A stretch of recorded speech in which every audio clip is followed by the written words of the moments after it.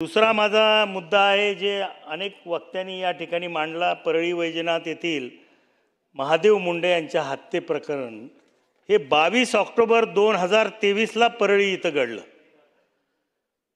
आता बरोबर 20 महिने झालेले आहेत, परंतु या प्रकरणामध्ये अद्यापही एकाही आरोपीला अटक झालेलं नाही आणि म्हणून हे अतिशय मोठं अपयश पोलीस यंत्रणेचं आहे असं मी मानतो की एकही आरोपी अटक होत नाहीत, त्यांचा नेमका खून कोणी केला हे तपासामध्ये उघड होत नाहीत। काल त्यांच्या पत्नीने SP ऑफिसमध्ये विष प्राशन करून आत्महत्या करण्याचा प्रयत्न केला। दोन लहान मुलं आहेत। त्या याच प्रकरणामध्ये विजय सिंह उर्फ बाळा बांगर यांच्या अनेक व्हिडिओ सोशल माध्यमातून आता उपलब्ध झालेले आहेत। हे गृहस्थ यांना हा खून कोणी केला याची माहिती मिळालेली आहे आणि पोलिसांना त्यांनी लेखी कळवलेलं आहे, तरी सुद्धा या आरोपींना अद्याप अटक का होत नाही हे खऱ्या अर्थानं अतिशय चिंता करण्यासारखं आहे।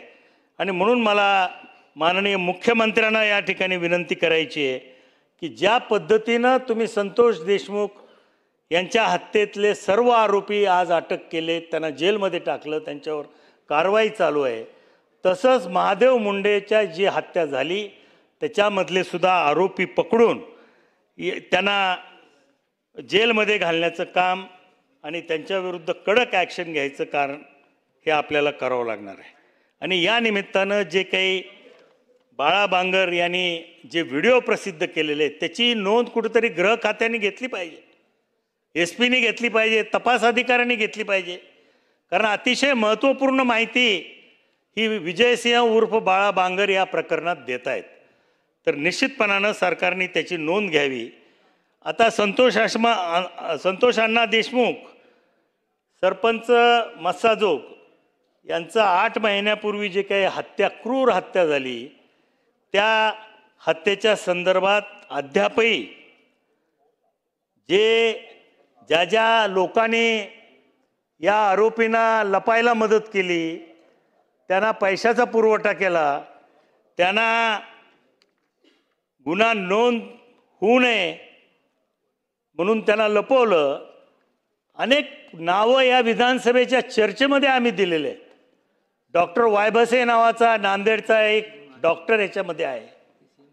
अशा अनेक लोक आहेत, यांच्या विरुद्ध अद्यापपर्यंत कुठल्याही प्रकारची कारवाई झालेली नाही, त्यांच्या विरोधात गुन्हे नोंद झालेले नाहीत। आणि म्हणून अध्यक्ष महोदय 2 मिनिटात संपत, आणि म्हणून यांना कुठंतरी कायद्याचा धाक दाखवला गेला पाहिजे। आज हे सगळे माणसं ज्यांनी या आरोपींना मदत केली ते सर्व माणसं आज मोठ्या प्रमाणामध्ये या आरोपींना मदत करण्याचं काम बाहेर राहून करतायत।